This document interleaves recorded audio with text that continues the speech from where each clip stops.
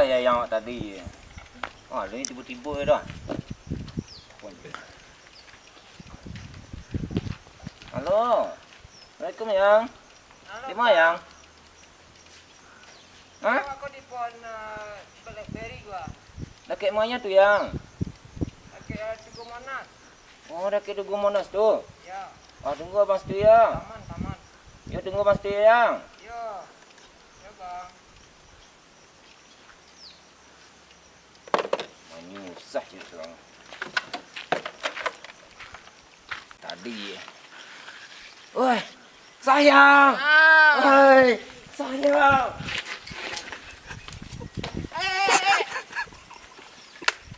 Lama sayang sekolah. Lah 2 jam nanti abang sekolah. 2 jam. Kesiku sayang dia. Kaki sayang punya mana?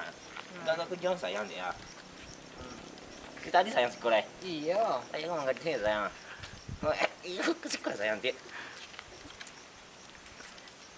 Kau lambe abang tibus ke? Hah? Kau lambe.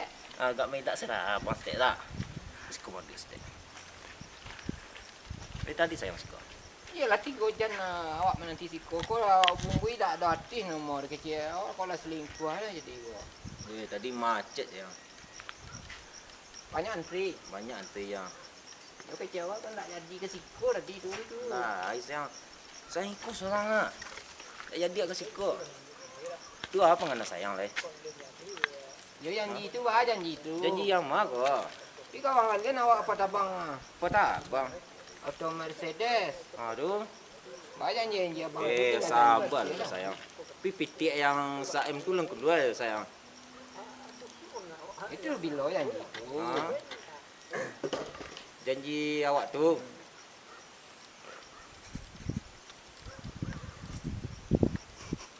Lama sampai pacaran sekarang. Kau mana tak? Romantis. Kau nak romantis? Yo romantis sayang bantu dia.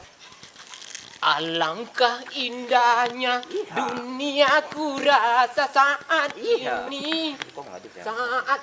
Saat ini bersama orang yang terkasih. Ku membelainya, ku menciumnya, tercapailah segala gelora di hati ini.